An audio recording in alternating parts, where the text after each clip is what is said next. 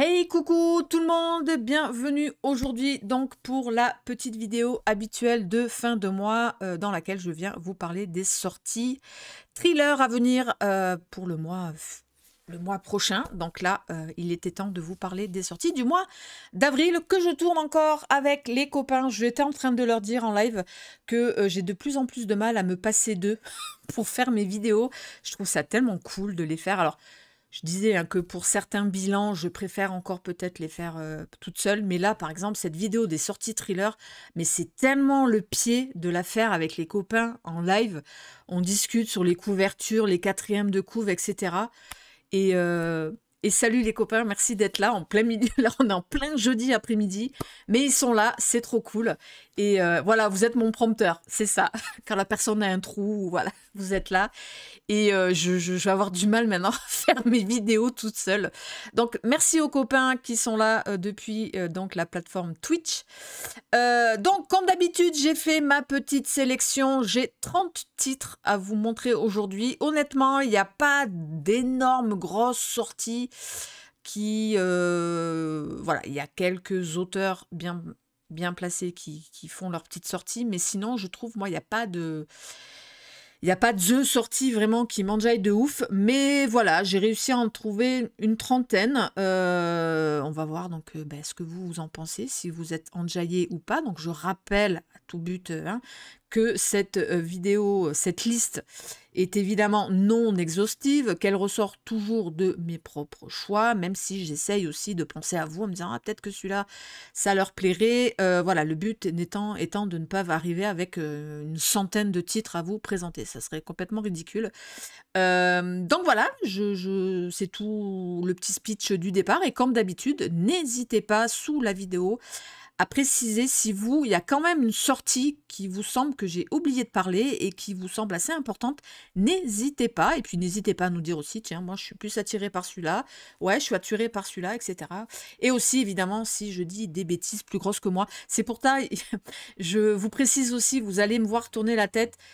J'essaye en fait quand je tourne cette vidéo d'apprendre, pas par cœur, mais voilà, de bien retenir là par exemple les 30 synopsis, mais c'est parfois un peu compliqué et là mon cerveau est un peu fatigué aujourd'hui, donc voilà, je me suis permis de mettre 6 ou 7 résumés sur le côté là parce que j'avais peur de dire des bêtises. Donc voilà, il y a certains titres où vous me verrez, regardez là-bas et voilà, sur ce, je vous propose de démarrer tout de suite. Donc comme d'habitude, on se met par ici, on a les copains qui sont là-bas tout à gauche. La couverture sera au milieu et moi, je serai là. Alors, attendez, comme on a changé de caméra, je vais me recadrer. Je pense que là, on est bien. Il me semble que je suis au milieu. De toute façon, on s'en fout. Cette vidéo, c'est pas ma teuté qu'on regarde. On regarde les couvertures ici. Alors, par contre, j'ai pas les dates. Ça serait peut-être bien d'avoir les dates de sortie. Elle est là. Hop, on y va. Donc... Alors, certains titres, c'est 30 mars, 1er avril. Les deux premiers, je crois que c'était 30 mars. Mais comme j'en avais pas parlé, je me suis permis de les mettre ici. Donc, 30 mars, 1er avril, sortira chez la fameuse collection Albin Michel Imaginaire, l'architecte de la vengeance de Toki Onyebuchi. Je me suis pas renseignée d'ailleurs, c'est quelle origine.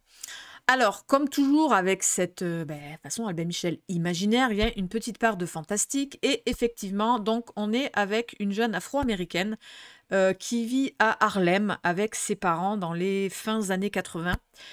Et cette jeune fille, elle a un don, c'est-à-dire que quand elle regarde avec précision un enfant, celui-ci va commencer à avoir du sang qui va sortir de son nez et elle, à partir de là, elle va pouvoir voir l'avenir de cet enfant. Si j'ai bien compris, il y en a un qu'elle va voir qui va devenir infirmier dans la vie. Et malheureusement, en ce Harlem des années 80-90, gangréné par les guerres des gangs, souvent les gamins, là par exemple, le roman commence où elle va voir qu'un gamin de 11 ans va mourir lors de risques entre deux gangs là-bas. Et donc, le roman commence plus ou moins. On est cette fameuse année 1992, cette énorme guerre de gangs qu'il y a eu à Los Angeles. Et même si là, on reste à Harlem, elle va avoir un petit frère. Voilà, elle va avoir un petit frère. Et immédiatement, elle va voir son futur à ce petit frère. On ne sait pas quoi. Toujours est-il, elle voit quand même que ils vont... Ah non, je confonds. Je crois qu'au début, elle vit à Los Angeles et elle part à Harlem. Où elle vit à Harlem et ils vont à Los Angeles. Bref, gros déménagement. Ben, c'est à l'opposé. Hein. Harlem, c'est New York. Los Angeles, voilà, c'est de l'autre côté. Hein. Et ils vont déménager. Et voilà, on va continuer à la voir. Et on ne sait pas ce qu'elle va voir dans l'avenir de son frère. Mais en tout cas, elle va se battre coûte que coûte pour changer le destin de ce petit frère. Donc voilà, c'est une jeune afro-américaine, 17 ans, qui... je pense que l'autrice, excusez-moi, je ne sais pas, s'est servi de cette métaphore du don, voilà, pour voir ben, ce qu'une jeune fille afro-américaine là-bas peut tenter de faire pour changer peut-être le destin d'une famille qui est née comme ça au cœur des gangs. Ouais, ça a l'air super intéressant à voir, à voir. Je crois que il me semble que je l'ai demandé. Et puis donc le 30 mars, 1er avril sortira donc un deuxième que j'avais aussi oublié de parler, c'est Les Ravissantes de Romain Puertolas. Alors, j'aime bien parce qu'on est dans un... C'est tiré d'un vrai fait divers. Et moi, j'aime bien, je sais pas vous, j'aime bien quand j'attaque un bouquin de savoir qu'on est dans un vrai fait divers. J'aime pas trop quand tu sais pas, c'est tiré d'un vrai truc, C'est pour ça, par exemple, que pour ma lecture actuelle, Candyland, j'ai fait des recherches, parce que je sais que parfois, Jax Miller s'est beaucoup appuyé sur des faits divers, je voulais savoir. Et en fait, non, Candyland, c'est vraiment fictif. Je sais pas pourquoi, quand je suis comme ça dans ce truc où c'est probablement tiré d'un fait divers. Il faut que je sache si c'est vraiment tiré d'un fait divers. Bon, là, on le sait. On est en 76, la plus belle année. On est en 76, où donc dans un petit village d'Arizona, tout d'un coup, un groupe d'adolescents va disparaître. On ne va pas les retrouver. Et on va suivre les mamans de ces adolescents, donc les ravissantes, qui vont petit à petit avoir des doutes par rapport à un groupe de marginaux qui se sont installés un an plus tôt à côté de ce village et de cette ville d'Arizona. Elles vont avoir de plus en plus de doutes sur ces marginaux qui, eux, disent n'y être pour rien, mais voilà, il va y avoir des suspicions. Et la population va de plus en plus se mettre derrière ces femmes, vont les croire, et il va y avoir apparemment un truc sanglant qui va arriver. Je ne sais pas s'il va y avoir une riposte contre ces marginaux. Je ne sais pas si on a retrouvé les gamins, je n'en sais rien. Mais en tout cas, voilà, Romain Puertolas est parti de ce fait divers, et lui, il a fixé vraiment son histoire sur ces femmes. Et ouais, moi aussi, c'est vraiment de voir le côté... via des mamans. Je pense qu'il n'en a pas fait un roman vraiment un suspense avec les gamins. Il a vraiment fait un truc psychologique avec ses mamans et comment petit à petit elles vont pousser les gens en fait à aller derrière elles et peut-être elles vont réussir à faire accuser ces marginaux. Je n'en sais rien. Ouais, ça a l'air intéressant. J'ai jamais lu Romain Puertolas. Jamais. Alors qu'on m'a dit, il y a certains romans où justement il met une petite pointe de suspense. On m'a dit que ça pourrait me plaire. C'est le genre de contemporain, Sèvres, qui pourrait te plaire. Et là, je me dis, il revient sur cette histoire de ce vrai fait divers. Et surtout, je ne suis pas allée regarder pour voir finalement qu'est-ce qui était arrivé à ces gamins. Je pense qu'il vaut mieux peut-être pas savoir. Donc voilà, ouais, je tente très bien. Ça, je pense que j'attendrai les premiers avis et je pense que ce sera peut-être une lecture en poche qui sortira du coup l'année prochaine, au printemps de l'année prochaine. Ça pourrait peut-être le faire. Ah, t'es en train de le lire, Katia. Ben cool, on aura rapidement un avis. C'est chouette. Super, super. Bah, je vois ton petit visage avec des cœurs, c'est que ça a l'air trop bien. Acorac, toi, t'as tenté, t'as lu La police des fleurs et Sous le parapluie, ça l'a pas fait. Ok. Faudra que je tente un jour. Donc voilà, du coup, nous arrivons au 6 avril. 6 avril. Ah, c'est peut-être un des seuls que je sens bien. Alors, moi, je suis pas trop fan de ce genre de couverture qu'on a beaucoup vu en ce moment dans les romans à suspense. Donc, c'est Anders Roslund. C'est un auteur suédois qui avait sorti une saga assez connue. Le premier tome, ça s'appelait 3 secondes. Le deuxième tome, ça s'appelait 3 minutes. Et le troisième tome s'appelait 3 heures. Et là, on est en fait sur 3 jours. Donc, on reprend le même enquêteur. J'espère que ce sera pas trop gênant. On reprend le même enquêteur. Donc là, il va avoir 3 heures pour résoudre une affaire. Qu'est-ce que c'est que cette affaire? On est avec une petite fille qui fête ses 5 ans ce jour-là dans l'appartement de Stockholm avec ses parents. Et je sais pas, il y a du monde, c'est l'anniversaire, machin. Et on ne sait pas ce qui va se passer. Quelques jours, quelques semaines plus tard, les voisins vont commencer à se plaindre d'une odeur pestilentielle qui vient de leur appartement. On appelle la police, ils rentrent et ils découvrent un charnier, donc on n'en sait pas plus. Le roman se passe 20 ans plus tard, et on retrouve la petite fille qui fêtait ses 5 ans. Je ne sais pas dans quel truc on va la retrouver. Qui va se plaindre à la police parce que justement l'appartement de ses parents, où il s'est passé ce charnier, vient d'être cambriolé et on vient d'y voler des objets un petit peu spéciaux. Et on va suivre donc l'inspecteur qui jadis avait découvert le charnier, qui apparemment un truc affectif s'est créé entre lui et cette petite fille. Il a suivi, je pense, son histoire, comment elle s'en est sortie. Et il va mener l'enquête. Voilà, il va revenir dans cet appartement de l'horreur. Je ne sais pas ce qui... Moi, je pense, voilà, vu nez, je pense qu'on a retrouvé la gamine ensanglantée au milieu des corps de ses parents. Je ne sais pas pourquoi je pars sur un truc comme ça. Et du coup, elle a 25 ans. Et pourquoi elle s'inquiète qu'on ait volé un objet dans l'ancien appartement de ses parents? Donc voilà, ça a l'air un peu assez mystérieux. Ouais, très mystérieux. Écoutez, j'ai regardé mes mails une demi-heure avant de venir. J'ai eu la réponse de Mazarine qui m'a dit qu'il me l'envoyait avec plaisir. Donc je suis ravie, je vais le recevoir. Et j'espère le lire assez rapidement pour vous en parler. Et à toute info utile, sachez que j'ai demandé très peu de SP de cette sélection. Quand je vous dis que voilà, c'est pas un mois qui me... Mais tant mieux, tant mieux. On lira tous les SP de mars qu'on n'a pas pu encore lire. Donc voilà, ça a l'air, ouais, vous êtes pas mal à dire que ça a l'air assez intriguant. Je pense qu'il faut pas en savoir plus. Je suis pas sûre que ce soit gênant qu'on n'ait pas lu 3 minutes, 3 heures, 3 minutes, non, 3 secondes, 3 minutes, 3 heures. Voilà, on dirait pas qu'on est dans du roman suédois. Elle est bizarre, la couve, elle fait très, je sais pas pourquoi, très américaine. Non, en fait, c'est ridicule. Les Suédois ont le droit aussi de mettre des bougies. Allez, on continue. Alors là, je passe très rapidement parce que voilà, je répète, attention, Babel Noir ressort la saga de Dark Secret. On est là avec le tome 2. Bon, là, ça va. Ils ont gardé le même titre. Donc normalement, il n'y aura pas d'erreur. Qu'est-ce que j'ai eu comme MP pour le tome 1 de gens qui se sont fait avoir, qui ne savaient pas, parce que là, ils l'ont reappelé...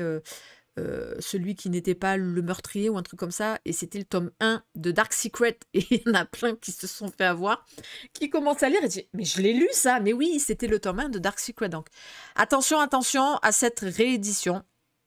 Et là c'est le tome 2, alors bon voilà, c'est le même titre, mais voilà, je préfère dire. Et le tome 3, du coup, ils ont fait le tome 1 en mars, le tome 2 là en avril, et il y aura le tome 3 au mois de mai pour cette trilogie de Dark Secret que voilà, moi j'en suis au tome 3 et j'ai beaucoup aimé.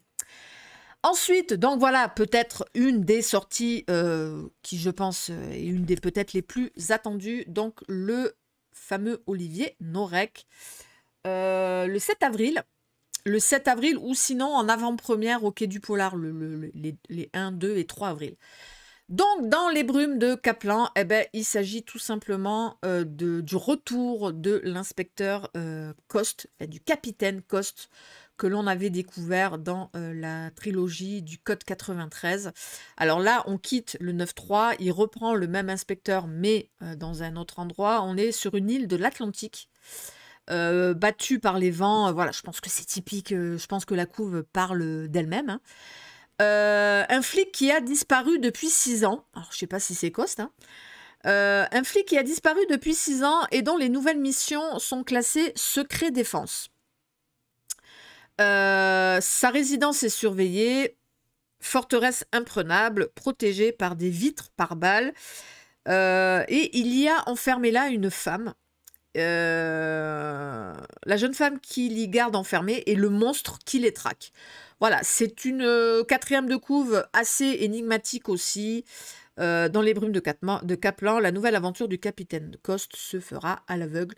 Donc voilà, c'est très mystérieux. Je pense qu'on comprend aisément que il a fait le choix de pas rester avec son personnage sur quelque chose de très urbain, de très 9-3. Il a replacé son personnage dans un autre cadre.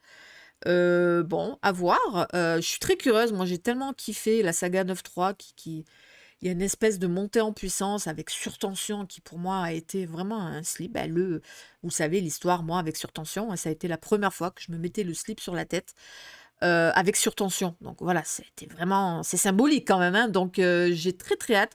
Je vais rapidement le lire avant de rencontrer l'auteur au Quai du Polar. Et donc voilà. Non, c'est pas en Île-de-France, c'est sur une île, mais c'est pas en Île-de-France. Après, peut-être qu'on va faire peut-être des sauts là-bas, mais si, je vois Paris. Donc on va pas uniquement être là-bas, hein.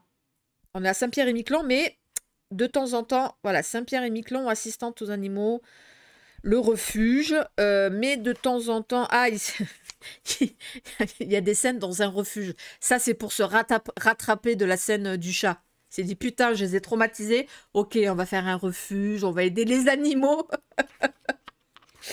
Et donc voilà, apparemment, on est aussi sur Paris. Non, il y a quelques scènes à Paris. On va surtout être là-bas, je pense. Donc, alors, je vois dans le chat qu'il y en a plein qui ne sont pas forcément intéressés. Donc, peur d'être déçu, non.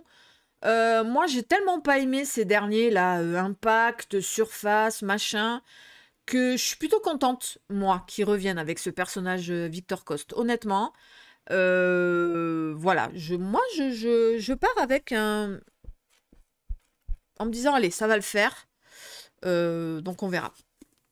Ouais, on sait pas ce qu'il va faire avec le refuge. Oui, t'as raison, t'as raison, Gwen. Alors ensuite, le 7 avril aussi sortira Les Rites de l'eau de Eva Garcia Sáenz de Urturi. Donc, ce fameux thriller avec serial killer espagnol. Attention, c'est un tome 2. Le tome 1, c'était Le silence de la ville blanche. D'ailleurs, on l'appelle la saga de la ville blanche. J'avais pas eu, moi, l'occasion de lire le 1. Enfin, si, j'avais lu quelques pages, j'avais pas forcément accroché, mais voilà, j'étais dans une période où ça allait pas, niveau lecture. Je sais que les copines, voilà, je vois Kat, Léa, je sais que les copines qui aiment ce genre l'ont surkiffé. C'est du très bon thriller avec serial killer, où vraiment, le silence de la ville blanche, voilà, c'est vraiment la ville, un personnage à part entière. Le côté espagnol est vraiment présent, voilà. Et ben, le tome 2 sort, on retrouve les mêmes inspecteurs, je sais pas si c'est gênant. Mais en tout cas, un nouveau tueur, en plus, qui fait un rite assez ardos, hein. Il capture des femmes, il les pend par le pied, il les brûle et il les descend petit à petit dans un gros chaudron rempli de... Voilà, la torture assez abominable. Mais bon, je sais que c'était déjà le cas dans le tome 1. C'est assez hard quand même ce que le tueur il fait. Donc voilà, sachez que ce tome 2 sortira le 7 avril. Moi, je vais attendre l'avis des copines. Je pense que Kat et Léa vont le lire. Et je vais attendre qu'elles me disent si ça vaut vraiment le coup d'avoir lu le tome 1 avant. Donc, ouais, ça, je sais qu'on m'a dit que c'était absolument horrible. Donc voilà, je vais voir les copines si elles disent qu'il faut absolument avoir lu le tome 1. Après, toujours pareil, on n'en est qu'au tome 2. Je me dis, merde, t'es qu'au tome 2, autant lire le tome 1. Qui va sûrement, en plus, je pense, sortir en poche. Donc voilà.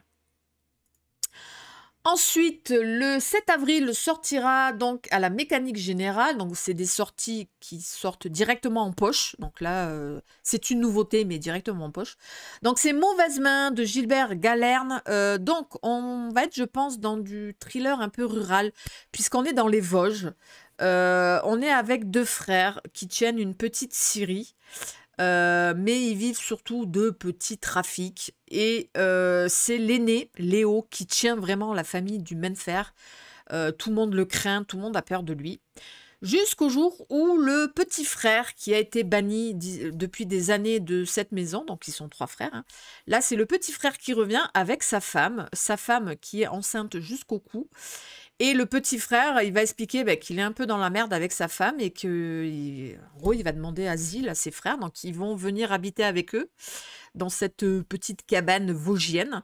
Et voilà, ça va être le retour, en fait, les retrouvailles de ces trois frangins. Je pense que la thématique de la fratrie peut être très intéressante. Et nous, on va suivre, si j'ai bien compris, on va surtout suivre cette histoire sous les yeux de la femme, de cette femme enceinte qui, comme nous, va découvrir l'histoire de cette fratrie. Donc voilà, à voir. Moi, pour des raisons personnelles, je pense que je ne le lirai pas. Mais voilà, je tenais quand même à vous le mettre ici. Ensuite, la Katia va être contente. Auteur chouchou à Katia. Donc, avec Katia, tu es là. J'ai pas réussi à trouver. C'est suédois ou norvégien?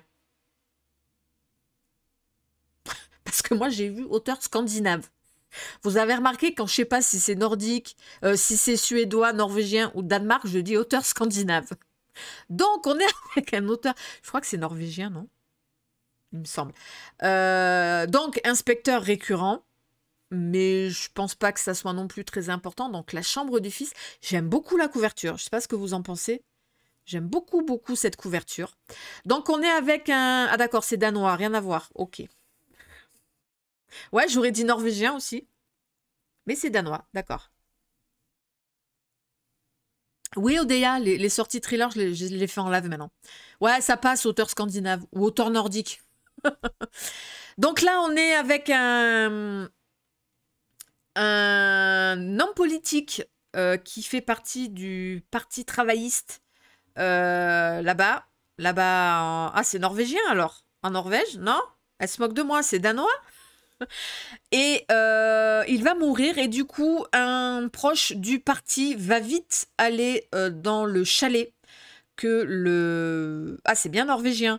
Voilà, dans le chalet que le parti loue voilà, au fin fond de la forêt norvégienne, parce qu'il a peur que la police trouve des indices compromettants.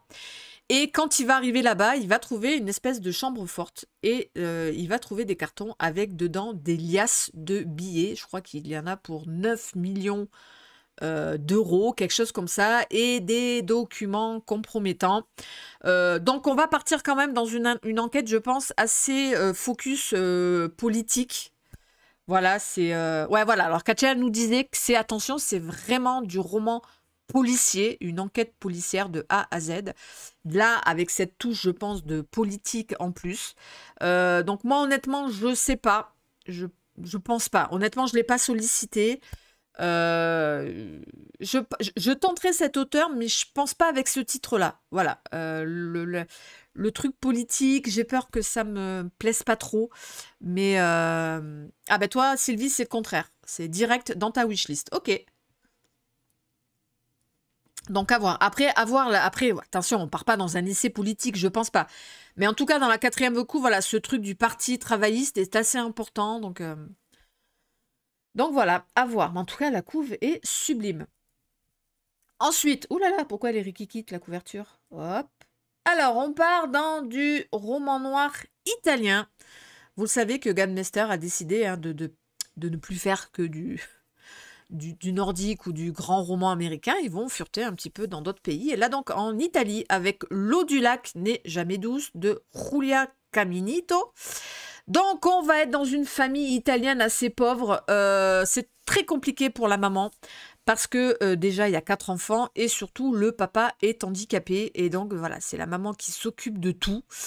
Elle essaye, voilà, de garder le cap sur sa famille, mais c'est évidemment très compliqué.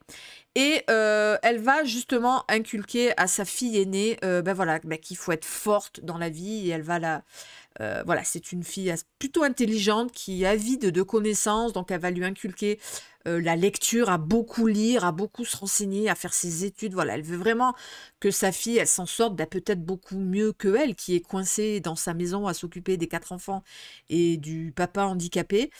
Et elle va tout faire pour que sa fille, elle s'en sorte. Donc voilà, il y a, je pense, un petit côté féministe intéressant. Sauf que le problème, c'est que cette fille va avoir de plus en plus en elle une espèce de violence qu'elle va de moins en moins à savoir garder en elle. Je suis pas trop fan non plus de la couve.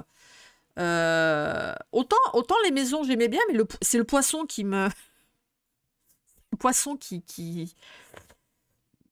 Ouais, non, moi les maisons, tout ça, ça va, mais c'est le poisson du coup qui ça me fait penser à un manga je crois que c'est toi, Eva, qui avait montré comme ça avec un gros poisson rouge. Donc, du coup, ça m'a. Bon après, moi, je suis pas. Honnêtement, je le dis quand je surkiffe une couve, mais après, c'est pas ça qui m'en. Voilà, la couve là ne m'empêchera pas d'aller vers le bouquin. Alors honnêtement, je l'ai pas demandé. Euh, je sais pas. Je vais attendre. Je vais attendre. Je sais pas trop où on va, du coup, si cette jeune fille, elle va commencer à vraiment à ne plus pouvoir réfréner ses accès de violence. Voilà. Ah d'accord, on va parler aussi de la discrimination. D'accord, intéressant. Donc, ouais, voilà, c'était ça, c'était le manga Shibuya. Et ouais, c'était sûrement ça, ça m'a fait penser à ça, au poisson. Donc voilà, bah écoute, Eva, si toi t'as prévu de le lire, c'est cool, on aura déjà un avis. Parce que moi, je pense pas que j'irai. Voilà. En plus, moi, en ce moment, Galmester, c'est pas trop. C'est un primo-roman en plus. Voilà, je laisserai les copains le lire et puis selon. Voilà. Alors là, attention aussi, en ce moment, les maisons d'édition. Donc, vous le savez, France Loisirs a connu des moments pas très cool hein, à la sortie du Covid. Voilà, beaucoup de boutiques ont fermé. Je sais pas trop où ça en est. Voilà, je me suis pas rencardée sur où en est l'entreprise France Loisirs. Moi, je sais juste que voilà, ils ont stoppé les partenariats, etc. Ce qui est normal. Leur maison d'édition est un peu dans la mouise. Ils vont pas mettre le peu qu'ils ont à envoyer des SP. Et du coup, voilà, moi, donc, j'avais reçu ce livre qui était sorti chez France Loisirs et qui, du coup, a été repris par Hugo Thriller. Donc, c'est les romans de Angelina Delcroix. Je pense qu'ils en ont racheté 3. Il y a celui-là, il y a Synopsis, un truc comme ça. Et donc voilà, attention aussi, je pense que c'est important aussi de le rappeler. Ah ouais, moi j'avais pas aimé le tome 1. Alors celui-là, il y a un côté psychiatrique qui peut m'intéresser dans l'île des damnés. On est avec une île qui a été complètement dédiée sur une île perdue. On a créé, c'était un ancien hôpital psychiatrique et maintenant on s'en sert on y envoie là-bas les pires criminels. Psychopathes, cannibales, nécrophiles. Plein de joyeuseté. Et on essaye là-bas un programme avec ces gros prisonniers-là, un truc de semi-liberté sur cette île, d'où ils ne peuvent pas s'échapper. Mais le problème, c'est que on envoie là-bas Chloé, qui est une psychocriminologue, qui mène des études justement sur la psychocriminologie. Elle voulait voir comment ça se passait, cette expérience de prisonnier un peu en semi-liberté dans cette île. Et quand même, comme c'est dangereux, on va l'envoyer là-bas avec un agent chargé de la protéger. Sauf que ça fait des jours qu'on n'a plus de nouvelles des deux. Et du coup, on va envoyer là-bas Joy et son collègue Hosh. Déjà s'introduire dans cette communauté un petit peu spéciale et surtout tenter de retrouver Chloé et Rod. Qu'est-ce qui s'est passé? Où ils sont? Qu'est-ce qu'on leur a fait?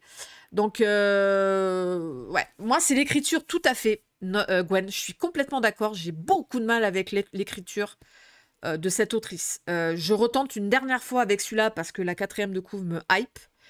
Mais j'espère que moi, j'avais trouvé le style, mais tellement brouillon, tellement...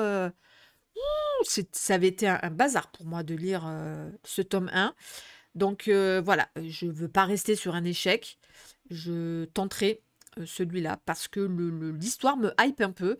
Et je me dis, bon allez, c'est l'occasion. Il ressort chez Hugo. Bon, je vais pas le demander à Hugo, évidemment. Ça va être le même texte, hein, enfin, je pense. Donc voilà, j'essaierai de le lire aussi assez vite. On continue toujours le 7 avril, beaucoup de sorties. Alors, la petite sortie sonatine du mois, le 7 aussi, donc c'est Les routes oubliées de S.I. Cosby. Donc, on va être avec un jeune afro-américain qui comment on dit, il est chauffeur enfin driver, je sais pas comment on dit là-bas. Il sert de chauffeur pour une petite bande qui fait des coups fourrés, un petit gang qui fait des casses et des petits braquages. Et lui, comme c'est un très très bon chauffeur, il sert de chauffeur, ben, évidemment, un jour, il va être pris. Ils vont être pris, mais comme lui, il ne servait entre guillemets que de chauffeur, il va avoir une petite... J'aime bien la différence entre ici et aux États-Unis. Une petite peine, je crois qu'il va prendre 7 ou 8 ans. C'est petit pour les États-Unis, donc il va prendre 7 ou 8 ans, et donc le roman commence où il sort de prison. Il veut vraiment faire une croix sur son passé, il veut maintenant rester avec sa femme et ses enfants, il va essayer de trouver un petit boulot, voilà, il veut vraiment revenir sur le droit chemin, sauf que c'est très compliqué, la famille a engrangé des dettes, ils ne s'en sortent pas. Et le problème, vous l'aurez compris, il va reprendre contact avec son ancien gang. Gang qui, justement, est sur un coup, sur un braquage. Ouais, vas-y, c'est une bijouterie, ça va se faire comme ça, tranquillou. Évidemment, vous vous doutez bien, le braquage va foirer. Il va y avoir des morts. Le problème, c'est que la bijouterie appartenait à un gros caïd d'un des plus gros gangs de la ville où ils vivent. Et ben, ça va partir en cacahuète parce que ce gars veut mettre la main sur tous ceux qui ont participé à ce casse. Donc voilà, ça va être du gros roman noir autour du gang et de ce père de famille. Ouais, moi j'ai trouvé ça plutôt tentant. Je crois que je l'ai sollicité à Sonatine, j'ai pas eu de réponse. En même temps, je les ai sollicités hier. Ah ben merci Bubu. Tu sais que c'est quelque chose qu'on me dit souvent, que parfois je parle même encore mieux des livres que j'ai pas lus que ceux que j'ai lus. Alors je sais pas trop comment le prendre. Non, je le prends bien. Ben tant mieux si je vous... En fait, c'est souvent ce que moi je ressens en lisant les quatrièmes de couve, en fait. Hein, et voilà. Et la phrase de Denis Léane, pourtant je vous le dis, moi je m'en fous des bandeaux, ce qui est écrit, mais putain, Denis Léane, c'est tellement une référence. Et il dit quand même que c'est un bijou du roman noir américain. Donc voilà, on verra. Je l'ai sollicité, il me l'envoie, il me l'envoie pas, tant pis, je n'insisterai pas, mais pourquoi pas. Ensuite, on revient chez Galmester. On est toujours le 7 avril. Sortira donc Les gens des collines de Christ Offutt. Donc voilà, je vous en avais parlé. On est avec un enquêteur de l'armée qui revient en permission dans ses collines natales du Kentucky pour surtout malheureusement venir signer son divorce. Il va s'enfermer dans la cabane de son grand-père là-bas au fin fond de la forêt du Kentucky. Il va acheter une provision de bourbon. Il s'enferme et il va... Voilà. À mon avis, il a prévu de belles soirées, sauf que voilà, sa sœur Linda, elle a cette spécificité d'être la première femme shérif du comté là-bas autour du Kentucky. Donc je trouvais ça intéressant déjà.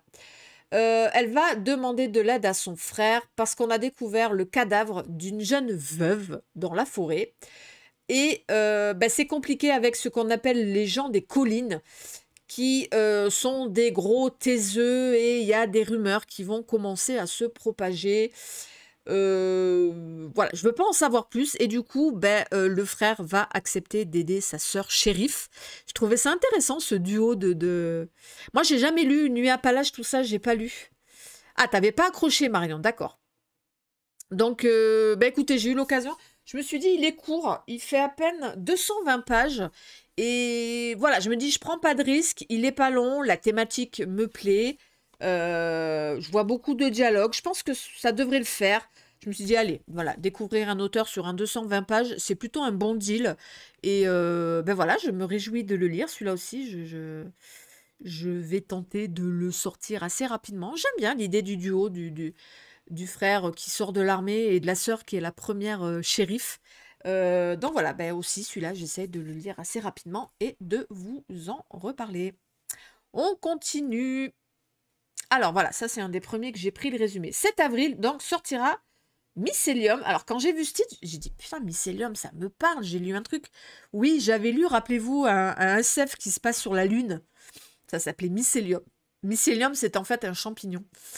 Donc, Mycelium de Fabrice Jambouin, ça sort chez Equinox Les Arènes.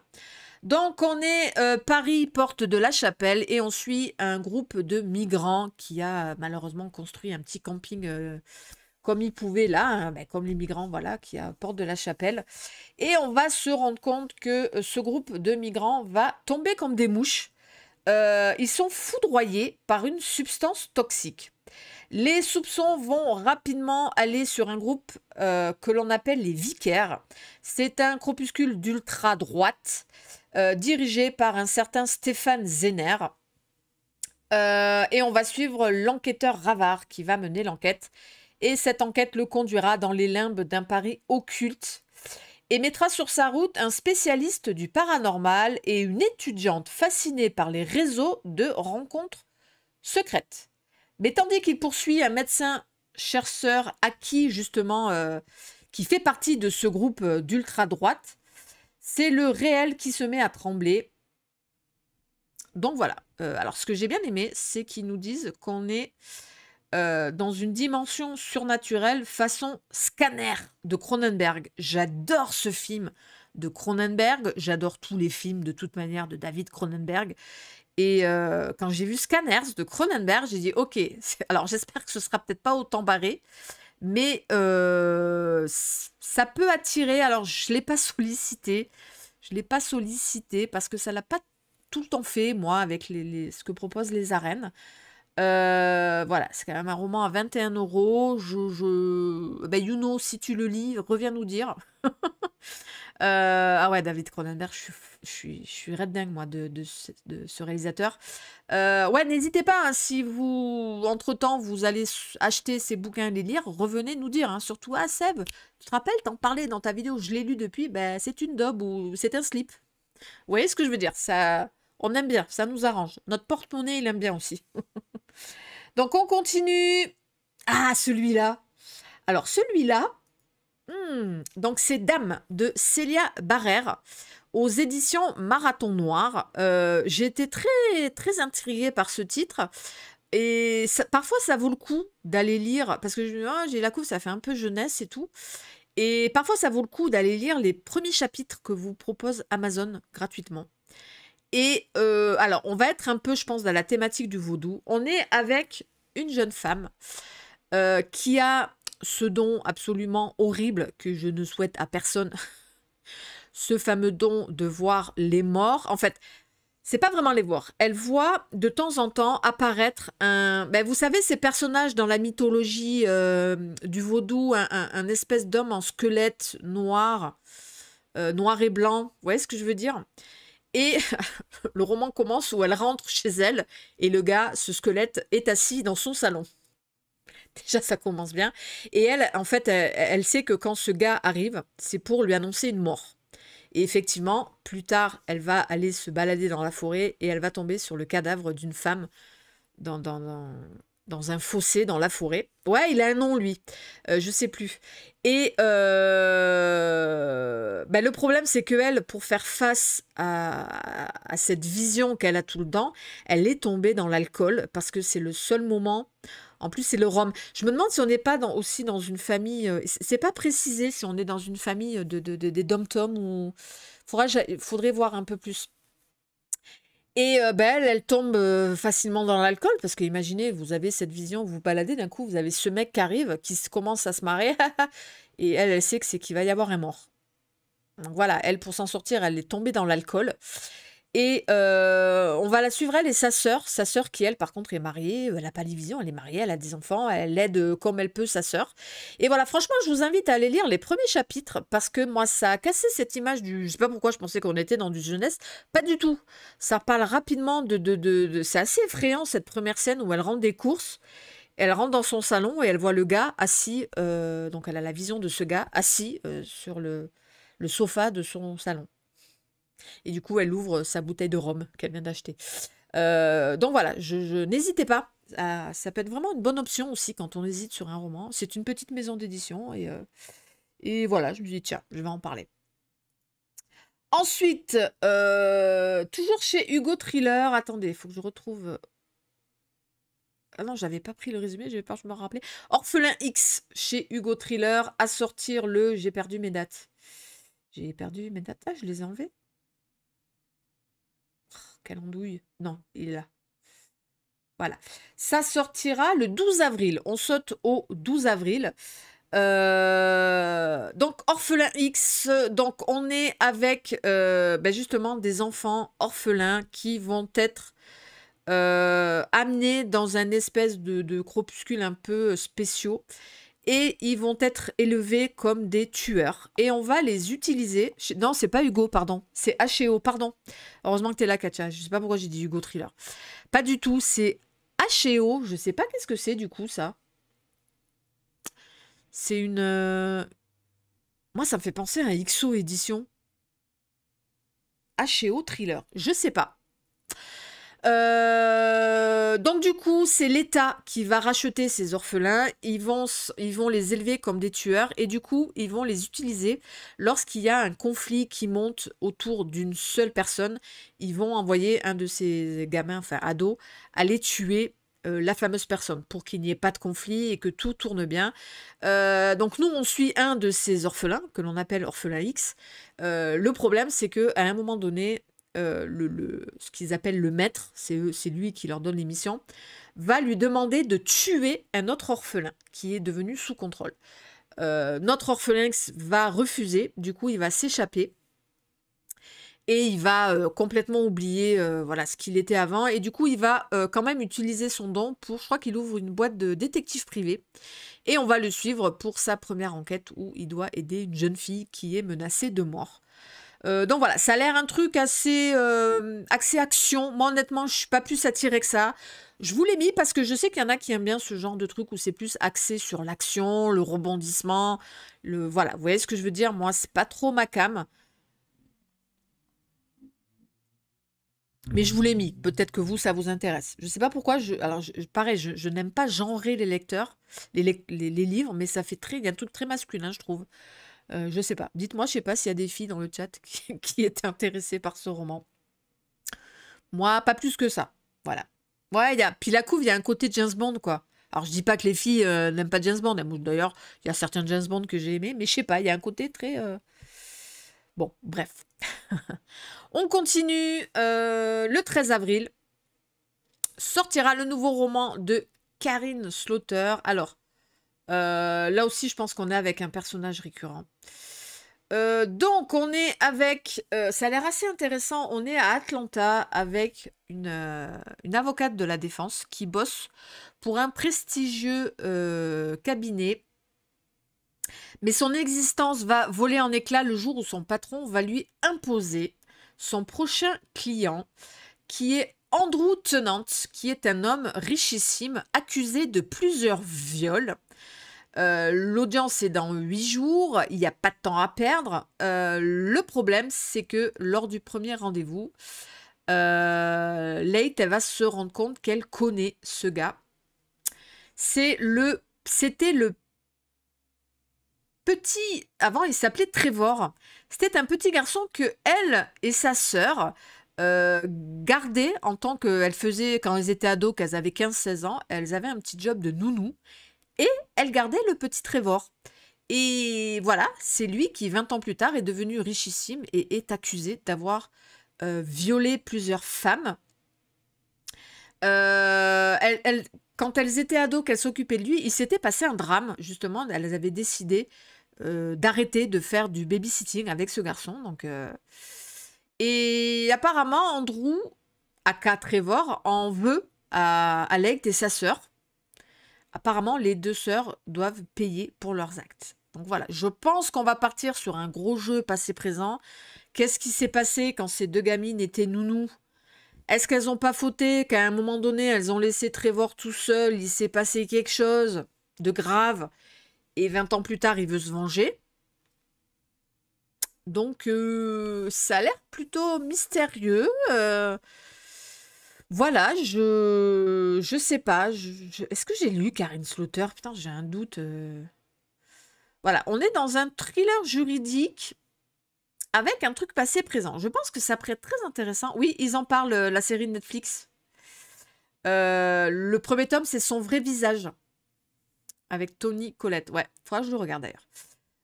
Donc voilà, je trouvais ça assez intéressant. Et voilà, ça sort le 13 avril. Ça a l'air plutôt pas mal, ça, très intriguant. très intriguant. Alors, le prochain roman, non, c'est pas celui-là. Ça, c'est une BD que je vous mets. Je me permets de mettre une BD parce que c'est l'adaptation d'un roman de David Van. Voilà, voilà, vous connaissez mon amour pour cet auteur. Alors, attendez, j'ai perdu mes dates, c'est là. Ça sort le 14 avril. Donc, le 14 avril sortira l'adaptation en BD de Goat Mountain de David Van, que j'ai personnellement adoré. Une fois de plus, un père, un fils, une arme à feu, c'est vraiment la thématique, mais vraiment globale de l'œuvre de David Van. Je crois que Goat Mountain, c'est peut-être celui qui ressort le plus de la vie personnelle de David Van. Moi, j'en suis persuadée.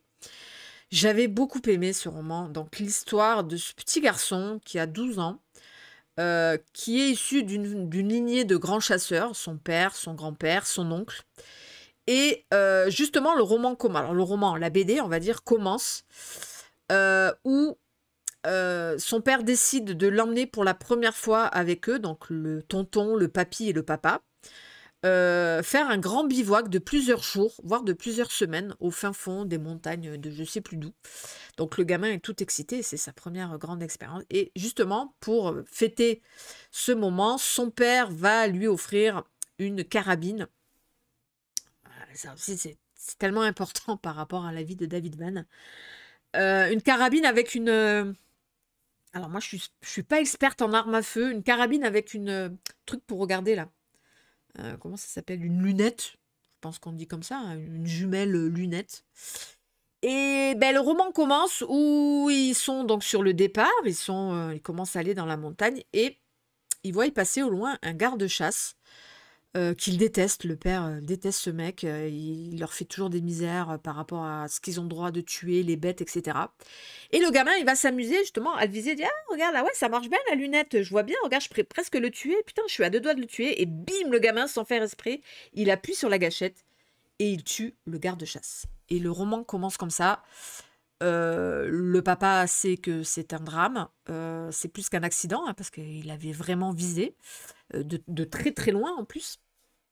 Et voilà comment va réagir le papa, la famille, l'oncle, le papy. Je vous laisse découvrir ça. Et ça va être surtout, évidemment, ce petit garçon, comment il va vivre ça. Et donc voilà, c'est très ancré nature writing. Attention, je me souviens de scènes, par exemple, de dépeçage d'animaux. Voilà, warning, si vous supportez pas ça, il y en a. Hein, de toute façon... La thématique du chasseur est très très ancrée. Donc, alors après, je ne sais pas si le dessinateur a insisté sur cette scène de dépeçage. Mais voilà, c'était encore une fois de plus très fort. Mais attention, attention, ça reste du David Van. Alors, autant en BD, je pense que ça passera mieux. Mais le roman, toujours pareil. David Van, on est vraiment sur le fil du rasoir à chaque fois. Mais moi, j'avais beaucoup aimé. Alors, normalement, vous allez voir que d'habitude, Phileas m'envoie toutes les BD comme ça, adaptés de romans. Vous allez voir que celui-là, ils vont pas me l'envoyer. Bon, je pense que oui. J'ai reçu dernièrement La part des flammes de Gaël Nohan. Donc, bon, normalement, je pense que je devrais le... Et pour une fois, je me réjouis vraiment, vraiment de le recevoir. Donc, on continue. Oui, on est là le 14 avril, toujours, sortira Le Grand Effondrement de Sébastien Lejean. C'est chez Liana Lévy, une petite maison d'édition que j'aime beaucoup. C'est eux qui avaient sorti, je crois, les livres de Ian Levinson, que j'aime beaucoup. Donc ici, ça a l'air assez original. On est avec un grand PDG qui va être retrouvé mort assassiné dans un bunker. Voilà, alors un bunker un peu spécial, justement, qui a été créé par des personnes richissimes. Voilà, c'est un bunker prévu pour une grande catastrophe. Mais un bunker, comment vous dire? Dedans, il y a jacuzzi, piscine, billard. Voilà, le bunker pour personnes richissimes. Et donc, il va y avoir ce meurtre-là autour de Paris. Et en même temps, on suit un inspecteur à Lyon qui, lui, va enquêter sur la mort d'un youtubeur spécialisé dans l'écologie. C'était un ultra écologiste, hein, on va dire. Et on va se rendre compte que les deux morts, en fait, ont un lien. Et on va rentrer dans cette thématique du survivalisme. Et je trouvais ça hyper intéressant. de partir dans cette thématique-là. Donc voilà, je sais pas, je vois plus le chat bouger, vous êtes, vous êtes vraiment omnibulé par ce que je dis. Donc voilà, ça a l'air plutôt intéressant celui-là. Et je sais pas si vous... Tiens, je vois plus le chat bouger, ça me perturbe. J'ai pas fait de bêtises. Ah non, ça va, vous m'écoutez. Merci, Céline. Vous êtes tout oui, c'est ça. Donc voilà, je trouvais ça intéressant. Un thriller autour de cette thématique du survivalisme. À voir. À voir, à voir. En plus, je sais que Liana Levy, c'est pas des gros romans. C'est souvent des 300 pages. Donc, vous êtes sage, c'est bien. Oui, mais merci. Mais du coup, moi, j'ai eu peur. Je voyais plus le chat bouger. Non, mais c'est cool si vous êtes tout oui. Merci, merci. On continue. Donc, là aussi, autrice, tout à l'heure, on parlait de Slaughter. Elle aussi, Charlotte Link. Je crois que j'ai noté aussi le... Ah, j'ai pas noté le résumé. Ben merde, je m'en rappelle plus. Les racines de la vengeance. Je me souviens plus de quoi ça parle. Je sais qu'on est à Stockholm, je crois. Je sais plus. Bah, attendez, je vais aller voir. Pas rester comme ça dans le flou. J'étais persuadée que j'avais mis les racines de la vengeance. Alors. Donc, le 14 avril, je ne sais plus si je l'ai dit. Donc, on est avec une détective qui... Non, le sergent, oui. Une détective qui a quitté Scotland Yard pour partir dans sa ville natale à Scarborough. Alors, on est où? Bah, je suppose qu'on est en Angleterre, non? Scotland Yard, c'est l'Angleterre. Ah oui, ça y est, je m'en rappelle. En allant justement dans son nouveau poste, elle va être dans le train et elle va sauver de peu une femme qui est pourchassée par un tireur fou. Voilà, un tireur qui vise les femmes. Puis il va y avoir encore une autre attaque avec ce tireur, sauf que là, la victime, elle va rester paraplégique. Et une des cibles, justement, qui était visée par ce gars, va être enlevée. Et du coup, Beckett, elle va mener l'enquête pour voir qui est ce tireur-là qui tire sur des femmes. Et voilà. Ouais, c'est bien d'Angleterre, d'accord. Ah, tu les as tous lus, d'accord. Viviane, ok, ok. Donc voilà, je vous l'ai mis. On notera aussi quand même le petit effort fait par Presse de la Cité dans leur collection Sang d'encre. Ça s'arrange un peu, on va dire, niveau couverture. Moi, après, personnellement, je ne suis pas attirée par celui-ci. Donc voilà, je laisserai les copines le lire et on verra ce qu'elles en pensent. Alors celui-ci, je l'ai mis uniquement pour la couverture. Elle est trop belle, cette couverture. Donc, dans ce roman, attention, alors, j'ai discuté hier avec l'attaché de presse de Belfond, parce qu'il y a 2 romans de Wildin qui sortent ce mois-ci. Un, je vais vous parler tout à l'heure. Attention, celui-ci ne sortira qu'en e-book. Je tiens à préciser, il ne sortira qu'en e-book le 14 avril. Mais je trouvais la couverture trop belle. Donc en fait, on est dans les deuxièmes enquêtes de la journaliste Tuva Modison. On est dans du thriller suédois. C'est suédois et ça peut être peut-être considéré comme du cozy mystery parce que c'est une journaliste qui mène l'enquête. Alors je sais pas. Quand c'est une journaliste, est-ce que c'est vu comme du cozy mystery? Donc là, on est dans une fabrique de réglisse, donc au fin fond de la Suède. Il va y avoir 2 morts. Un suicide et un meurtre dans cette fabrique. Ce qui est assez quand même bizarre. Et on va donc suivre la journaliste Tuva qui va mener l'enquête pour trouver déjà le lien entre ces 2 hommes. Et il y a urgence parce que le blizzard menace de couper cette petite ville de toute la Suède. Les habitants se préparent à lutter contre ce tueur invisible avec ce dont ils disposent pour se défendre. La neige, les armes à feu et la paranoïa. Voilà, ça a l'air vraiment d'être un truc très très suédois. À voir, je trouvais la couve magnifique. Ah là là, ouais, c'est dommage hein, de faire une belle couve comme ça. J'ai dit à David, le jour où je sors mon roman, je veux que tu me fasses une belle couverture comme ça.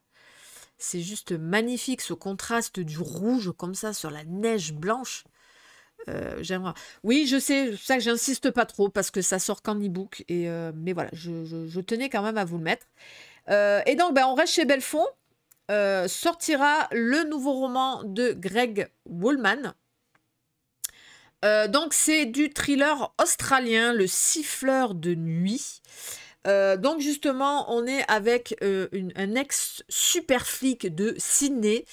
Il va y avoir une bévue, il va devoir quitter Sydney et il va partir, il va devoir aller bosser dans un petit village au milieu du bush australien. Donc voilà, il arrive vraiment là-bas en tant qu'inspecteur déchu, voilà. Et ben là-bas, il se passe pas grand-chose dans ce petit village du bush australien jusqu'au jour où des animaux vont disparaître.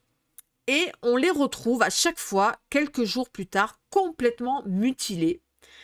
Et le problème, c'est que ça va être des bêtes de plus en plus grosses. Je pense qu'on commence par il me semble qu'on commence par un lapin. Ça monte, après c'est une vache, un cheval. Alors attention, warning, warning, vous savez quoi, hein, warning, voilà.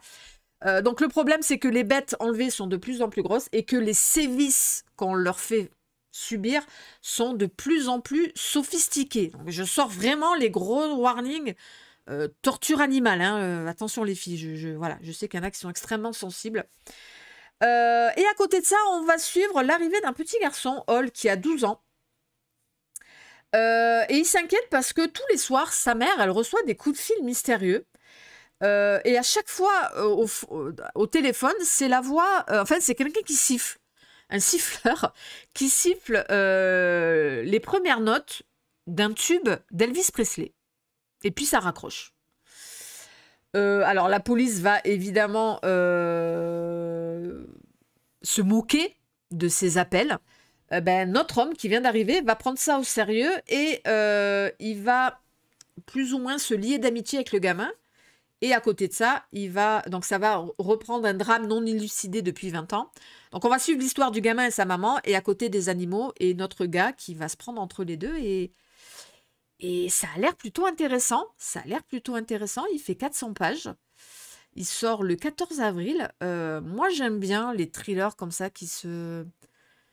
Oui, warning, maltraitance. Hein. Ouais. Ah oui, grave. Je pense. Hein. Alors, je ne l'ai pas lu, mais je pense.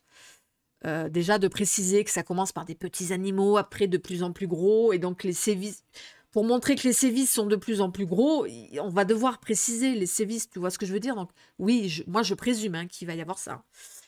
Et associé à l'enquête de cette mère de famille qui tous les soirs reçoit un coup de fil d'un siffleur, je trouve ça assez... le tout dans le bush australien, moi je suis hypée. Oui, j'ai pensé à 16. Je suis hypée et du coup, j'en discutais hier avec l'attachée de presse. Elle m'a proposé de me l'envoyer. J'ai dit OK, je veux bien. Et je crois qu'elle me l'a posté hier, donc je devrais le recevoir là à la fin de la semaine. Et je suis très... Moi, je sais pas, je suis quand même un peu attirée par l'endroit. J'espère que le flic sera pas trop caricatural. Mais voilà, moi, je vous le dis, alors, je veux pas paraître pour une cinglée, etc. Mais moi, les souffrances animales, les tortures animales, je sais pas, ça passe. Je dis pas que j'adore lire ça, hein, mais c'est pas quelque chose qui m'empêchera de lire le bouquin. Vous voyez ce que je veux dire? J'aime pas, je répète, par exemple, voilà, celle on en revient toujours au chat et du micro-ondes avec Norex, je m'en remets pas. Mais c'est pas ça qui m'empêchera de lire le bouquin. Vous voyez ce que je veux dire? Donc voilà, il sort le 14 avril. On continue chez Michel Lafon. La dernière chose qu'il m'a dite de Laura Day, je vais passer assez vite. Je crois que là, on est avec une femme qui vient de se marier avec un homme, un PDG, je crois, d'une grande entreprise. Et lui, il avait une fille adolescente, et ça se passe très mal entre elle et la fille adolescente. Ça ne passe vraiment pas. Sauf que le problème, le mari va un jour disparaître et elle va juste recevoir un coup de fil de lui. Elle dit: j'ai pas le temps, il se passe quelque chose, promets-moi de t'occuper de ma fille. Je te demande juste ça, promets-moi de t'occuper d'elle comme si c'était ta propre fille. Et il raccroche. Et on ne va plus avoir de nouvelles de lui, et il va y avoir justement le patron de sa boîte va disparaître, un truc comme ça. Donc bref, une grosse enquête autour de l'entreprise. Mais nous, on va surtout suivre le rapport donc de cette femme qui se retrouve toute seule avec cet ado avec qui ça passait pas bien, mais qui se rend compte qu'elles vont finalement devoir s'allier face à la disparition de ce papa. Et voilà, alors personnellement, je ne l'ai pas sollicité. Ça ne m'attire pas plus que ça. Donc voilà, pareil, on verra les copines, ce qu'elles en pensent. Moi, je pense que le degré de suspense va être trop léger pour moi. Et j'ai l'impression qu'on va plus... Même la couve va faire... C'est pas feel good, mais j'ai l'impression qu'on va peut-être plus insister sur la relation de cette femme avec cette fille. Et... Bon, je l'ai mis parce que peut-être certains d'entre vous seraient intéressés, mais moi, pas plus que ça. On continue donc l'Islande. Merci de le mettre sur le bandeau. Là, il pense à moi. Donc attention, tome 2. Hein, le tome 1, c'était Elma. Ben, Elma, on découvrait son histoire dans ce tome 1. Elma, je crois qu'elle quitte un petit peu pareil, elle quitte un grand commissariat islandais pour retourner faire son métier de flic dans sa petite ville d'enfance. Je sais pas trop ce qui se passe dans Elma. Et là, on est avec les filles qui mentent. Je n'ai pas pris non plus la couve. Mais qu'est-ce que je fais? Que fait cette personne? Elle n'a pas bossé. J'étais persuadée de m'en rappeler. Je vais le lire, je vais dire, mais oui, ça y est, je m'en rappelle. Oui, j'avais dit que j'en parlerai pas trop parce que c'est un tome 2. On va être... le corps d'une femme va être retrouvé dans un champ de lave. De lave. Oui, Islande. Il y a des volcans. Elma et son équipe donc vont mener l'enquête. Et en fait, on va se rendre compte que c'était une mère célibataire qui avait juste mis un mot d'excuse sur la table de la cuisine. Et je crois qu'on va retrouver ensuite le cadavre d'une autre mère célibataire. Donc on va partir sur ça. Ah, je sais pas. J'ai pas prononcé, t'as vu? J'ai dit Eva. Eva Björg. Je n'irai pas jusqu'à prononcer son nom propre. Je vais l'écorcher. Egistodir. Voilà. Elma, il t'avait plu, Viviane? Ok. Là, je pense aussi que ce serait intéressant de lire peut-être la duologie.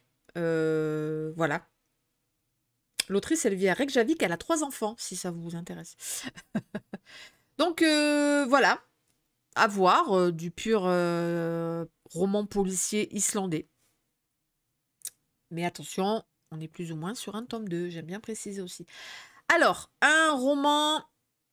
on va dire documentaire, La malédiction du Cecil Hotel. Donc c'est écrit par la youtubeuse Sonia, je pense qu'on dit Wu, Sonia Wu. Personnellement, je la connais pas, c'est une française, je sais pas. Donc elle est spécialisée comme ça dans elle reprend des true crime, des vrais crimes. Je pense qu'elle parle beaucoup des serial killers, etc. Moi, c'est pour ça que je regarde pas ça. Je suis pas trop fan des gens qui sont passionnés comme ça de serial killers. Je trouve ça assez malaisant, donc... moi, c'est pas un truc que je regarde. Mais là, voilà, le Cecil Hotel est un hôtel qui existe vraiment. Il se situe à Los Angeles. Il a été construit dans les années 20. Et voilà, il s'est passé là-bas plein de choses qui font que c'est pas un hôtel comme les autres. Donc, il a abrité quand même 2 serial killers. Il a abrité Richard Ramirez, qu'on appelait le traqueur de la nuit, hein, qui a terrorisé Los Angeles dans les années 80. Et plus tard, le journaliste autrichien Jack Unterweber, qui tua des prostituées entre 90 et 92. Et depuis, cet hôtel a été le théâtre d'une espèce de malédiction, multitude de suicides, de morts par overdose, des décès inexpliqués. Ça serait même là, apparemment, selon la rumeur, que l'on aurait vu pour la dernière fois Elizabeth Short, alias Aka, le Dahlia Noir. Voilà, donc c'est vraiment un hôtel qui fait peur. Et surtout, c'est la dernière fois que l'on a vu, voilà, vous voyez la photo dans l'ascenseur, de cette fameuse étudiante Elisa Lam, qui fut retrouvée dans un des réservoirs d'eau installés sur le toit. On n'a jamais su ce qui s'est passé. Bref, ces images-là des caméras de surveillance me glacent les veines, vraiment. Et je me suis dit, voilà, on va pas être focus sur un serial killer. on va être vraiment focus sur cet hôtel et qu'est-ce qui se passe dans cet hôtel. Je sais pas si Stephen King, parce que regardez là les murs, le sol du mur me fait beaucoup penser à Shining, le sol de l'hôtel là. Je suis pas trop fan des couleurs. Après, voilà, le choix de montrer des caméras surveillance, ça pose un peu l'ambiance quand même. Bon, voilà. Je sais pas. On verra. C'est pas une priorité de lecture, on va dire. Alors, ensuite sortira chez Matin Calme, vous le savez, spécialiste du thriller coréen. Plus heureuse que moi, Tumeur de Ju Yoonga. Donc là, on est avec 3 coréennes, des femmes hein, issues de la société bourgeoise hein, de la Corée. Elles vivent dans des appartements, voilà, des appartements de grand standing. Et elles sont voisines, toutes les 3.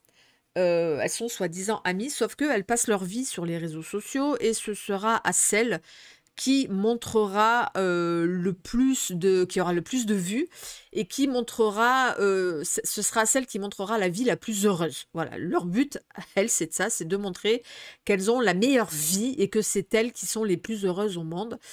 Donc voilà, c'est un peu ami-ennemi jusqu'au jour où l'une des 3 va mourir, assassinée, et on va suivre le flic qui mène l'enquête et on va tomber dans cette thématique est-ce que pour montrer que c'est toi la plus heureuse, il ne faut pas que tes amis soient les plus malheureux? On va partir sur cette thématique-là. Et voilà, ça. Ah, il y en a qui ont une passion escalier en colimaçon.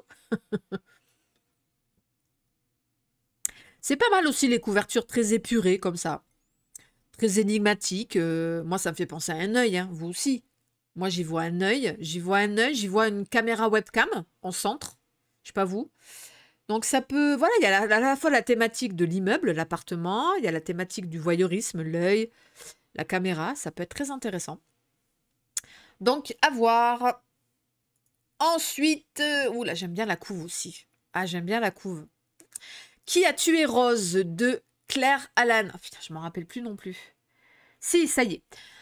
On est avec une jeune femme qui a beaucoup de mal dans la vie. Ça marche pas niveau sentimental, ça marche pas niveau boulot. Bref, elle est un peu dans la mouise. Et ce jour-là, elle sort du magasin et devant elle, une voiture va écraser une femme. Cette femme, c'est Rose. Elle va mourir sur le coup. Et notre femme est tellement choquée de voir ça qu'elle va s'intéresser à la vie de Rose et elle va se rendre compte que Rose, elle est mariée, elle a un enfant. Elle est mariée à un grand auteur de best-seller et elle avait une vie très heureuse et elle avait un petit job de, comment on dit, de secrétaire médicale dans un cabinet dentaire. Et justement, du coup, c'est d'ailleurs notre personne qui assiste à ça, elle a une formation de secrétariat et du coup, elle va un petit peu s'immiscer dans la vie de Rose et elle va postuler pour avoir ce poste vacant du coup de secrétaire médical chez ce dentiste. Elle va obtenir le poste et elle va en arriver petit à petit à faire la rencontre avec le mari qui est veuf du coup, avec le veuf de Rose. Je ne sais pas si quelque chose va se mettre en place. Mais du coup, à travers cette nouvelle histoire, elle va se rendre compte que peut-être la mort de Rose n'était pas si accidentelle que ça. Et voilà, ça a l'air très... Je sais pas pourquoi, je pense beaucoup à Rebecca, moi, quand j'ai lu la 4e de couve. Je sais pas du tout si c'est le mari, on sait pas du tout, mais en tout cas, notre héroïne, elle va petit à petit chercher à comprendre certaines choses du passé de Rose. Donc voilà, alors ça reste du thriller à suspense archipel. C'est pas que j'ai des préjugés, mais voilà, moi je me permets quand même d'avoir une petite méfiance. Mais pourquoi pas? Pourquoi pas? Ils disent que pour les fans de Gone Girl, alors, je suis pas toujours non plus très fan quand on donne le titre d'un bouquin comme ça, parce que c'est souvent ça te donne une mauvaise optique du bouquin, mais voilà, je trouvais la couverture sympa et je sais qu'il y en a beaucoup d'entre vous qui aiment ces petits simples thrillers à suspense comme ça. Donc à voir.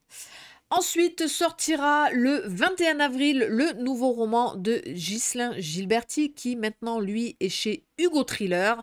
Ça s'appelle L'Évangile de la colère.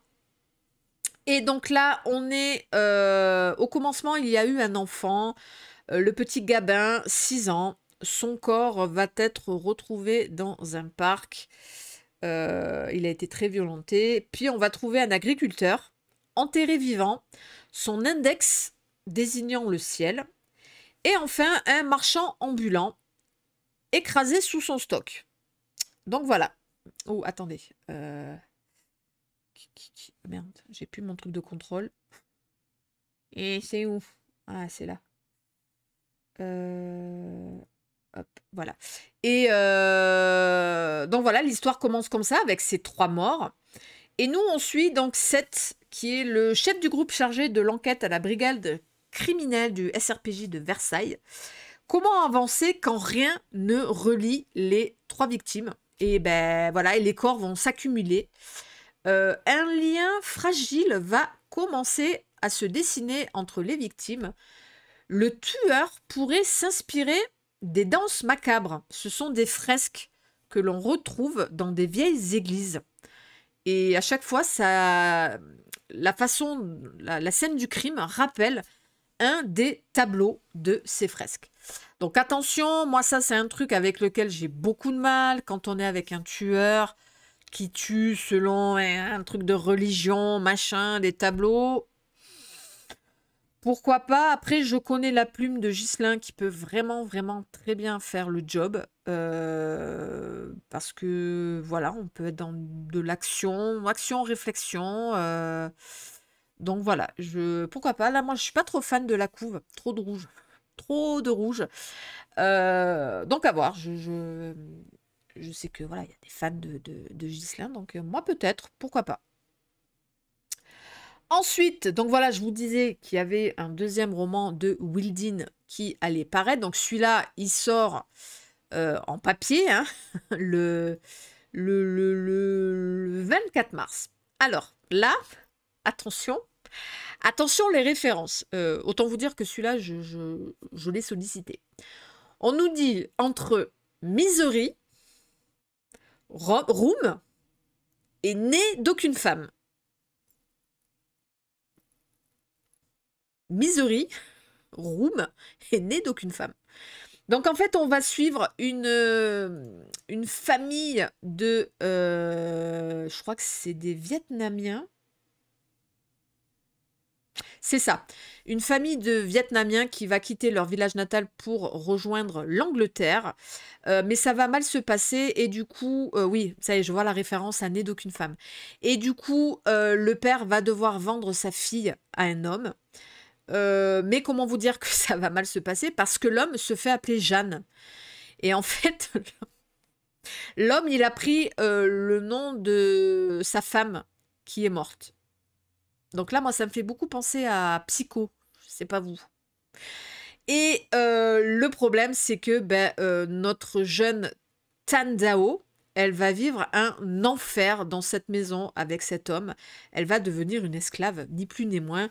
Et donc le roman commence où ça fait 7 ans que la jeune femme subit les remontrances, les humiliations, les punitions de cet homme.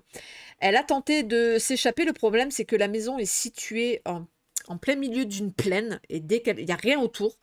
Donc dès qu'elle s'échappe, le gars, il la voit de suite, il la récupère à chaque fois. Et un petit espoir arrive quand il y a une nouvelle voisine qui arrive. Voilà, ouais, c'est très glauque l'histoire de ce mec. Je sais pas du coup s'il se déguise en sa femme ou quoi, j'en sais rien, j'ai très peur. Bon voilà, c'est assez tordu pour que je dise oui. L'attaché de presse, puis je dis mais oui. Misery Room est né d'aucune femme. Le gars, il a pris le nom de sa femme, il s'appelle Jeanne. Je sais pas s'il met une perruque blonde le soir. Cette pauvre Vietnamienne qui est prisonnière de ce gars dans cette maison. Bon, voilà. Je précise aussi, je le vois là, qu'il y a les premiers chapitres disponibles sur Amazon. N'hésitez pas à chaque fois, hein, si vraiment vous hésitez. Akat, ça te dit rien. Tu préfères l'autre, de Wilding? Ben oui, forcément. Nordique, tu préfères. Donc voilà. Moi, je lirai celui-là. De toute façon. Ok, on continue. Donc, le nouveau roman de Julie Ewa, Jungle Pourpre. Donc, c'est une autrice qui écrit beaucoup sur la cause des femmes et des petites filles indonésiennes. Voilà, c'est vraiment une cause qui lui tient à cœur. Elle en parle beaucoup dans ses romans. Et donc là, on est avec la petite Dea. Elle a 11 ans. Elle s'enfuit de chez elle et de la jungle indonésienne dans laquelle elle a grandi. Et elle va arriver dans la ville de Kotanak, sur l'île de Sumatra, où elle va être là-bas recrutée par un groupe d'enfants des rues, les Anak, qui est protégé par le mystérieux Aaron. Et la petite fille va vachement bien s'intégrer à ce groupe. Pour une fois, elle se croit enfin en sécurité lorsqu'une étrange maladie va peu à peu s'abattre sur tous les enfants de ce groupe. Le premier corps va être couvert d'hématomes, puis un autre et encore un autre. Et voilà, donc on va suivre cette fille. Et il va y avoir aussi l'histoire de trafic de stupéfiants. Donc voilà. Mais je pense que l'autrice va faire en sorte que nous, on suive cette petite fille. La couverture, je la trouve assez angoissante. Moi, je la trouve assez angoissante. J'ai pas lu Les Petites Filles, mon Dieu. Ah, je vais le sortir. Ah là là, ça fait 5 ou 6 ans que je l'ai dans ma palle. Je sais pas pourquoi je me rappelle, je l'avais trouvé à 50 centimes à Easy Cash. Je vais le sortir, Les Petites Filles. Et pour Jungle Pourpre, j'attendrai l'avis des copains. Mais voilà, une autrice vraiment engagée dans la cause de ces petites filles indonésiennes. C'est très intéressant. Et donc voilà, ça c'est à sortir le 27 avril. Donc on approche de la fin. Il était temps parce que ça fait depuis pas mal de temps. Oui, bravo, 1h15.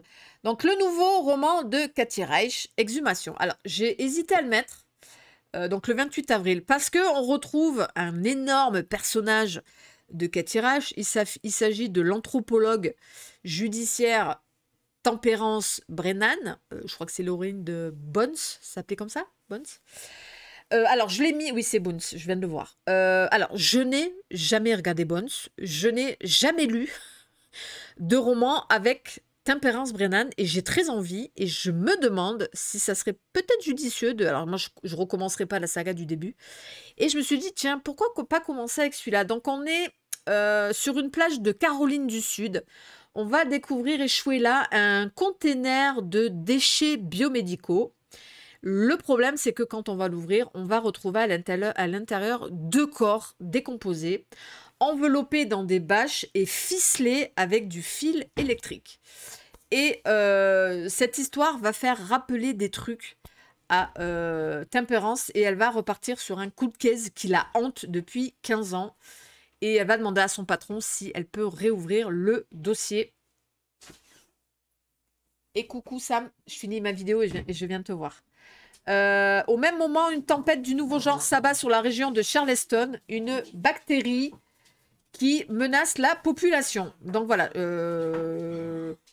Olaf, va là-bas avec papa. Bébé, je suis en vidéo, s'il te plaît. Donc voilà, on va suivre ça là-bas. Je me demande si ça serait pas judicieux, peut-être, de la découvrir là. Donc, on verra. Le 28 avril. On continue, je crois qu'il n'y en a plus que 2. Je me dépêche. Les Invisibles de... Ouh là là, un peu trop gros là. Les Invisibles de Mar Romasco Moore. Alors, c'est chez Slalom. Donc, peut-être un peu young adulte, mais l'histoire avait l'air pas mal. Donc, on est avec la jeune paille qui a 17 ans. Et elle a alors, c'est pas un don, hein, elle a ce truc d'être invisible. Alors, c'est pas métaphorique. Elle est vraiment invisible, comme un, je sais pas, un X-Men qu'aurait ce truc-là. Et elle est toujours donc dans un truc transparent. Elle est complètement invisible aux autres. Et elle erre comme ça de ville en ville avec sa maman qui a la même particularité, on va rester sur ce terme. Et puis, alors, elles mènent un peu la belle vie parce que du coup, elles peuvent aller dans les restaurants les plus riches, on les voit pas. Elles peuvent aller dormir dans les chambres d'hôtels luxueuses, on les voit pas. Bref. Mais le problème, c'est que Paille, elle commence à en avoir mal parce qu'elle n'arrive pas, elle peut pas créer d'amitié avec entre guillemets, les humains normaux. Elle rêve d'amitié, de premier amour, etc. Libre de toucher les gens sans leur faire peur parce que je pense qu'on pense qu'elle est un fantôme, évidemment. Bref, c'est très compliqué pour elle jusqu'au jour où sa mère va disparaître. La maman va disparaître. Alors au début, notre jeune paille, elle est folle d'inquiétude, mais petit à petit, eh ben, elle va prendre une espèce de liberté et elle va décider d'enfreindre la seule règle qu'elle s'était imposée avec sa maman, toujours dissimuler sa présence, et elle va décider de commencer à montrer sa présence à certaines personnes. Est-ce que ça va bien se passer ou mal? J'en sais rien. Donc voilà, il parle de fables fantastiques doublées d'une enquête haletante qui invite à aller au-delà des apparences. Voilà, ça a l'air assez énigmatique. Moi, j'aime beaucoup la couverture. À voir. Alors, je sais pas, malheureusement, la couve me donne un petit côté young adulte, je sais pas. Je suis pas au fait des éditions Slalom, si c'est young adulte ou pas. Mais ça a l'air vachement intéressant, donc il faudra ouvrir un petit peu nos chakras du fantastique. Ça a l'air très intéressant. Je pense qu'il y a un truc aussi métaphorique hein, pour malheureusement ces ados qui se sentent peut-être invisibles. Et celui-là, moi, il m'attire un petit peu. Faudra voir le style, comment c'est mené, etc. Est-ce qu'on a fini? On a fini, parce que ça, c'était le tout premier dont on avait parlé. Et donc, voilà, on a fait le tour de nos 30 sorties de ce mois d'avril. C'était un petit peu long, excusez-moi, mais bon, voilà, on a pris le temps de bien parler de chacun des titres. Donc, voilà, du coup, dans le chat, vous avez noté pas mal de titres. Moi, honnêtement, je pense que c'est un des mois où j'ai le moins noté de titres, où j'ai le moins sollicité. Je vous dis, je pense que j'en ai sollicité 3. Bon, 3 plus ceux que j'ai déjà. Voilà, le Norek, je l'ai déjà. Celui-là, je l'ai déjà. Mais au-delà de ça, j'en ai sollicité 3. Tiens, j'avais aussi noté ça, qui sort en avril. Ce thriller Week-end entre amis de Nathalie Achard avec ses potes qui décident de se retrouver 3 jours dans un gîte. Mais ça va très mal se passer. Donc voilà, écoutez, j'espère que ce petit tour d'horizon des sorties thriller, pas toutes évidemment, je rappelle, n'hésitez pas à nous mettre en commentaire hein, s'il y a eu des oublis. J'ai évité de mettre certains tomes 2. Je suis pas allée dans le genre que vraiment j'aime pas. J'ai pas mis, par exemple, il y avait beaucoup de la série des Cozy Mystery, c'était un tome 7, c'était un tome 3, c'était un tome 2, je vous les ai pas mis. Voilà, déjà que vous voyez, la vidéo elle dure 1h20, si on mettait tout, on pourrait pas. T'as tout noté, toi, Youno, d'accord. T'as noté les 30. Donc voilà. Sur ce, écoutez, pour pas que la vidéo elle fait déjà 1h20, on va en arrêter là. J'espère que ça vous a plu. Moi, je vais retourner avec les copains sur le chat. On va aller sur le live, on va un petit peu lire ensemble.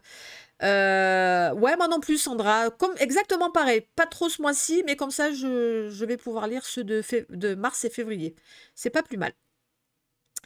Voilà, j'espère quand même que certains vous ont un petit peu hypé. Il y en a plein qui ont marqué juste le Norek. D'accord. Oui, Norek, je pense, ça reste quand même la sortie de ce mois d'avril. On est d'accord. Ouais, je pense que c'est un petit peu l'avis de tout le monde, Katia.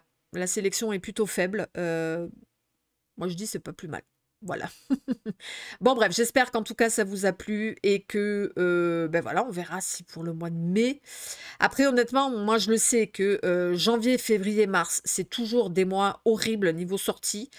Et après, ça diminue jusqu'à l'été. Et après, bim, ça revient fin août avec la rentrée de la rentrée littéraire. Voilà, c'est plus ou moins à chaque fois les mêmes fluctuations tous les mois, tous les ans. Oui, après, il y a des grosses sorties en mai. Oui, il y a le Tilliès, c'est vrai. Labyrinthe de Tillier. Allez, sur ce, je vous laisse. J'espère que cette vidéo vous a plu. N'hésitez pas toujours à me rejoindre sur les réseaux. L'Instagram, il est bien ce livre. Le Facebook, il est bien ce livre. Et là, la chaîne Twitch pour les lives, il est bien ce livre aussi. C'est pas dur, hein. C'est partout pareil. Je vous laisse. J'espère que vous lirez certains de ces livres et qui vous plairont. N'hésitez pas à nous faire des retours. Et il ne me reste plus qu'à vous souhaiter évidemment d'excellentes lectures. On se retrouve quand ? On va se retrouver mardi pour une nouvelle vidéo. Alors, ce sera sûrement... Je vais voir ce que je vais faire. Ce sera probablement une pile à lire, un peu spéciale. Une pile à lire spéciale de tome 2. J'ai énormément de tome 2 à lire. Et alors, on en reparlera du Franck Tillier. C'était un one-shot, mais on retrouve la flic Camille. On l'avait vu dans les aventures de Charcot Annabelle. Je ne sais pas si vous voyez le personnage de Camille. Je crois que c'est elle qui mène l'enquête dans Labyrinthe. Donc, je ne suis pas sûre qu'on croise Charcot dans Labyrinthe. on croise Camille. C'est Camille qui mène l'enquête, donc ça va aisément pouvoir se lire en one shot. Donc voilà, Ah oui, c'est vrai, pardon, tu as raison Céline. On se rejoint d'abord samedi pour le récap de la semaine. Merci beaucoup Céline de le rappeler. Mais entre-temps, après, ben, on se verra mardi pour, je pense, cette vidéo pâle, tous ces tomes 2 que je veux lire, parce qu'il y en a beaucoup trop. Et voilà, sur ce, je vous laisse. Bonne fin de journée. Et à plus tard. Bye bye. Et merci aux copains qui étaient là dans le chat. C'était super sympa. Bye bye.